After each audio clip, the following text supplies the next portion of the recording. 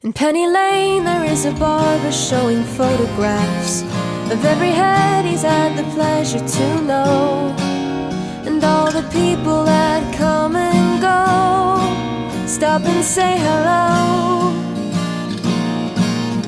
On the corner is a banker with a motor car. The little children laugh at him behind his back, and the banker never wears a Mac in the pouring rain. Very strange. Penny Lane is in my ears and in my eyes.